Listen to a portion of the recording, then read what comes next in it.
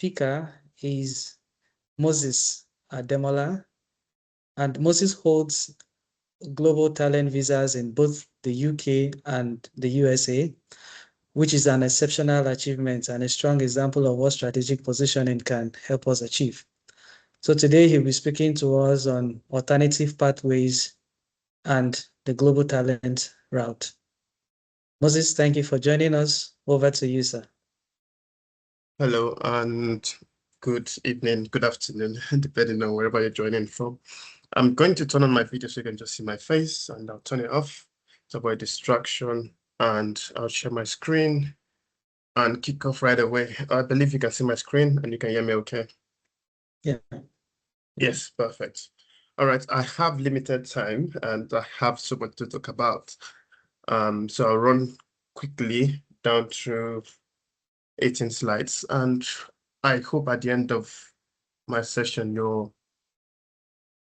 more likely geared towards taking a hold of your narrative, because I've titled this The Global You, and the concept is a lot of people, as immigrants maybe, we kind of like have this tendency to shy away from our achievements, or I would say we do not know how to better position what we have into getting access to global opportunities. All right, so I'll be talking through the global talents, which is the UK's perspective, and in the USA it's called the EB1, EB2. EB means extraordinary ability, and the EB is employment-based preference. So I'll be looking into who qualifies. I'll be also talking about some of the biggest myths and sharing with you a three-part framework which you can use to build a compelling application, some mistakes to avoid, and success stories from myself and some of the people who have helped also become or achieve this feat as well. Okay. So again, like you has mentioned, my name is Moses Osho, Ademola, whichever one you want to call. I work in property management, sustainability focused. I've secured the UK Global Talent. I've also secured the US EB2 and the US EB1 visas. So what is the visa and what is the purpose? Who is it meant for? So for the UK Global Talent, the focus for that is for leaders or future leaders in academic, research, tech, arts, digital technology. No matter where you think you fall into under this, there is something for you, right? And it's all about positioning yourself to be able to achieve those things. What the whole overall concept is they're looking for people who can make global contributions. And that's every one of us on this platform, if you ask me. All right, so they're not just measuring how much education you have, it's how much impact you can make within your field. And again, it covers a variety of fields. So you could, if, for example, you don't have your specific job role mentioned there are broader perspective where you can fit into, and that's how to position for it. So with the US EB2, it's basically those whose work is within the national interest. And by national interest, it's talking about the US national interest. So again, US has their publication, they have their strategic focus, 10 years, 15 years, what they want to achieve. And if your work aligns within what is called national interest, then you could secure this visa. With the US Extraordinary Ability EB1A, this one is meant for people with individuals with extraordinary ability. So they're looking for the top people within the field. And that is the focus for that. Okay, first and foremost, the Global Talent Visa in the UK.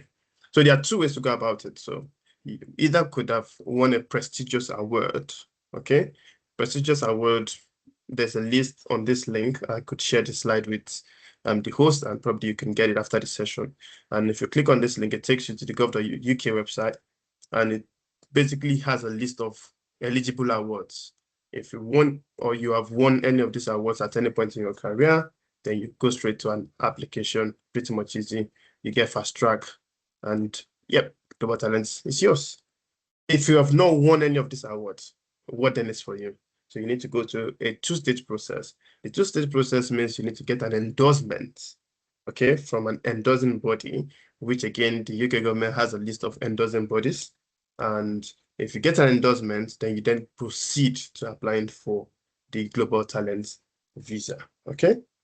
And here I've listed out the endorsing bodies where you can go through and see where you fit into. Again, it depends on the nature of your work. So if you're into like fashion, okay, you want to go to the Arts Council because again, arts will become, the cover for fashion and things like that.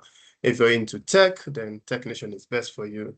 And again, basically all of these different endorsing bodies have basic things they look out for. So if you fall into any of these, I recommend you go on their websites, look for their Global Talent page, read about what they're asking for and what they're looking for in terms of endorsements, and then you can shoot your shots. One thing is the Home Office doesn't advise you on endorsing body. So they don't tell you, you choose for yourself which endorsing body you want to review your application. Again, if I'm into, say, for example, I'm a photographer, okay? There's no point of sending my application to Technician because my line, okay, my field and Technician's focus, right, does not really align. However, I could also be a photographer and see apply under Technician if I'm building a tech product in photography. Do you get the idea? So you could cross multiply where you want to be depending on the nature of what you're doing. So if I'm building, maybe I'm building an app or I'm building a software or have a software already that helps photographer to transition, add AI, do whatever you want to do, I could then go under Technician, right? Because what I'm doing is tech. I'm not really shooting photos, okay? I could also be a photographer who goes around events. I've covered probably BET awards and all of those things. Then I could go under Arts Council and not Technician. So you have to determine what endorsing body would fit your application, and then you should. The Home Office doesn't advise you on that.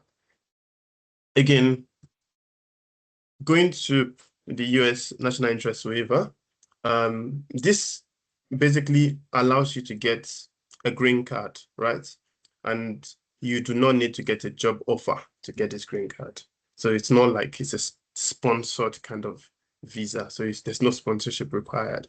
The idea is, okay, from the name, National Interest Waiver. So the idea is I'm working within the US perspective of what they've termed as national interest, and they've given me a waiver to get a job, to get a green card. Does that make sense? So you need to be working in what the US would consider national interest, and then they give you a waiver of getting a job, and then that gives you a green card.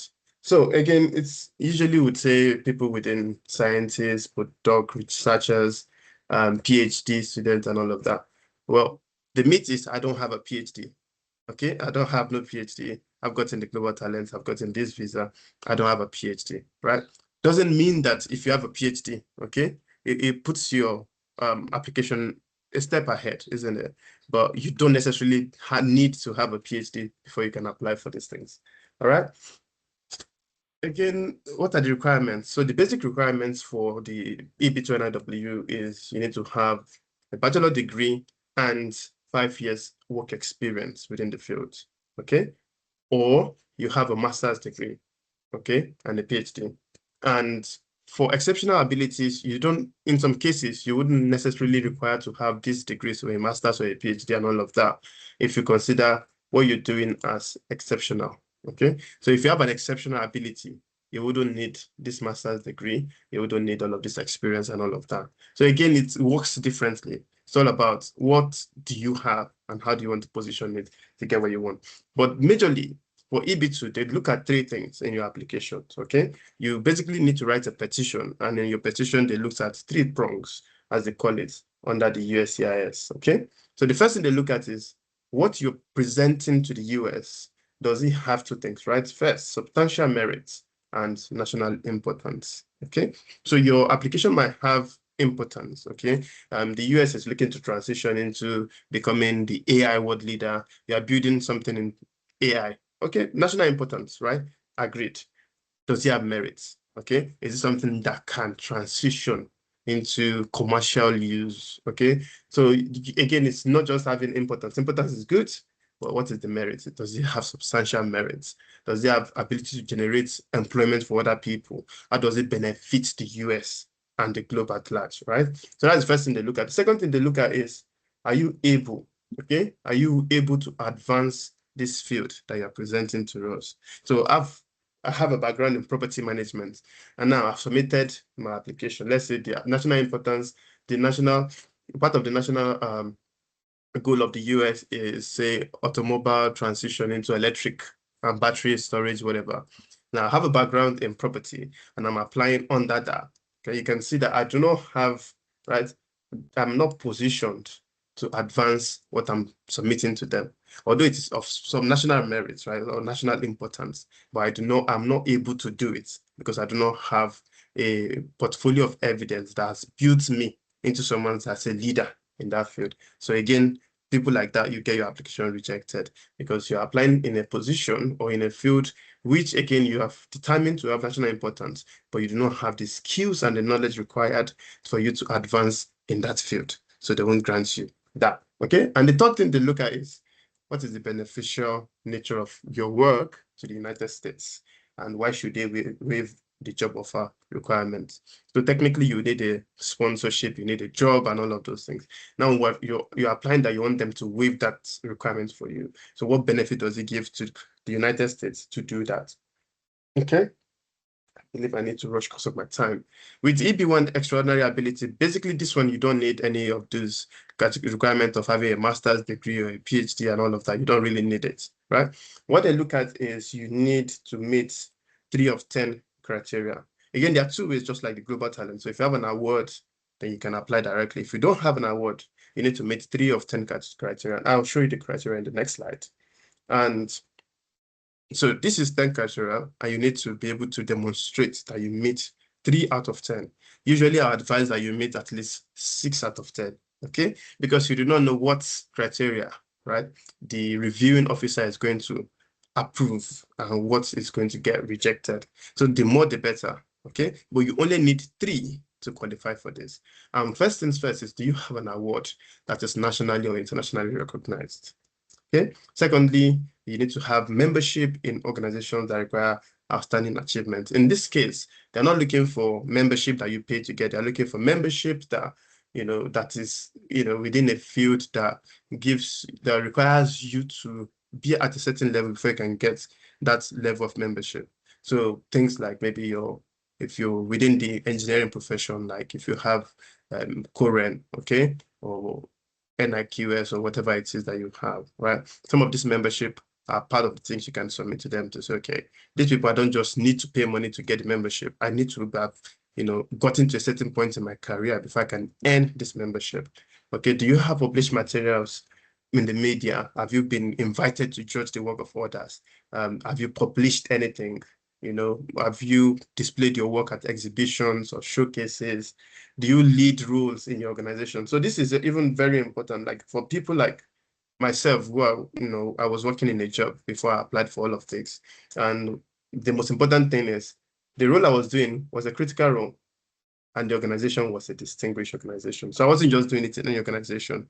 It was a distinguished organization with a critical role. So I submitted that as well as my application to say, okay, I'm working here. This is the role I do. This is how I impact, okay, the UK. And I'm submitting that I could also transition and do the same within the US. Also, they look at if you're earning higher than your peers, okay? If the average market rate for your role is maybe £30,000, you're probably getting 45,000. So you're earning above your peers. So that also means that you at a level for them to command that salary. You're not just on the basic, right? And then do you have success in performing arts? This place you're looking at box office successes. If you have, maybe you've done numbers in your, if you're in music or whatever, you have all of these numbers on Spotify and everything. So do you have commercial success, so to say. So again, from my conversation, you already know you don't need a PhD because I don't have a PhD. So you don't need it. Okay. People usually say, oh, you must have 10 awards. You don't need to have 10 awards. What you need to have is awards that are nationally or internationally recognized. Okay. And they usually will say only researchers qualify. I'm not a researcher. I don't work in a research institution. I work in the industry, right? But I've gotten it. So you don't need to be a researcher. You don't need to be, if you are into research, it also helps you, right? Because you have more tendency to publish papers and all of those things that you can add to your portfolio of evidence, but you don't really need it. All you need is to demonstrate evidence of value, impact, and you are able to say, I'm contributing to the future. So 3 things to look out for if you want to shoot for any of these applications, right? First things first, you need to understand your position, okay? Who am I? And how do how do I think that I am extraordinary? Okay. What do I have to showcase that, okay, with all of this achievement or contribution, my publication, my presence, I'm an extraordinary person. Okay, I have extraordinary abilities. What do you have? That's the first thing you want to think about. Second thing is about your strategy. Okay. What are the things that you have that can prove that you are a person of extraordinary ability? Okay, so do you have any project invitations? Have you been invited to speak at high network events? Who are the people recommending you for this? Because some of these applications, you need letters of recommendation. So what is the credibility of those that are recommending you? Have you achieved or attained leadership status where you work or in your previous engagement? So, and the third thing you want to think about is, how do you tell your story? Okay, so you find people who have all of this achievement, who have all of this documentation, but they are not able to articulate and put their stories together in a way that position them to the reviewing officer that they have extraordinary abilities. So I can be a person of extraordinary abilities, but how can I communicate that I am this to whoever is reviewing it? So I know I am extraordinary. How do I tell other people and make them believe and convincingly evidence it that I have those abilities? It's part of the places that people fall short in applications like this. So what are the common mistakes that people have is they don't have evidence for it. Okay, I've mentioned to say I won an award. Where is the evidence? Okay, I mentioned to say I'm a member of this association. Where is the letter? Where is the membership certificate? Okay, I've been invited to speak at this event. Where is the invitation letter? Where's the email to show for it? So a lot of people say they have these things, but they can't find the evidence that supports it. Remember that they are not buying to your emotion, they are buying to the evidence you can provide to them. Okay, because they were not there with you when you earned the award. All they needed to see is, where is the evidence that you've won it? Okay. Now, another mistake people make is asking the wrong people for recommendation letter. I'm looking to apply for a global opportunity. I'm asking someone who do not have a global status for a recommendation letter. You can see that I fall short from a recommendation letter, right? Also, people don't have a clear contribution plan. If you're coming to the US, you want to be a global talent in the UK, what are you contributing? That's what they're going to ask you, or that's what they are looking for you to prove to them. Okay, they will demonstrate to them.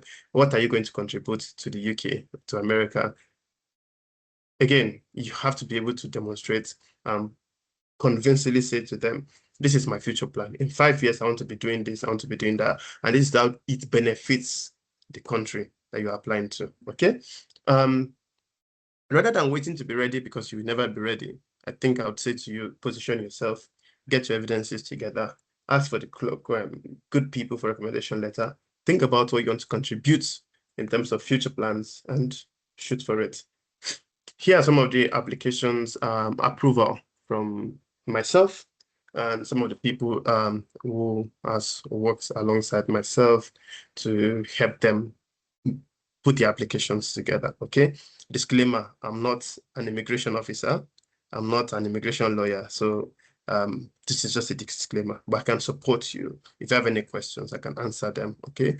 If you're not sure if this meets some of the criteria, then I can help you review these things and tell you, okay, maybe you can position yourself in this manner or in that manner. Okay. I do not grant the visas. I do not work with any of these immigration bodies, and I'm not an immigration lawyer, but I've gone through the process and I can support you. So I think I have 11 seconds. You can ask me anything in 11 seconds if you can. Anything on eligibility, documentation, timeline, happy to help. But in Well, because of our time, which I've just run out, you can send me an email or send me a WhatsApp chat and I could respond to you. But you don't need to wait to become extraordinary. You just need to learn how to position what you are doing and what you have done to become extraordinary. Thank you very much. Thank you very much, Mr. Moses. That was insightful and inspiring. I mean, wow. Especially the reminder that there are multiple pathways to success, and when people show good evidence, impact, and visibility. Thank you so much for that.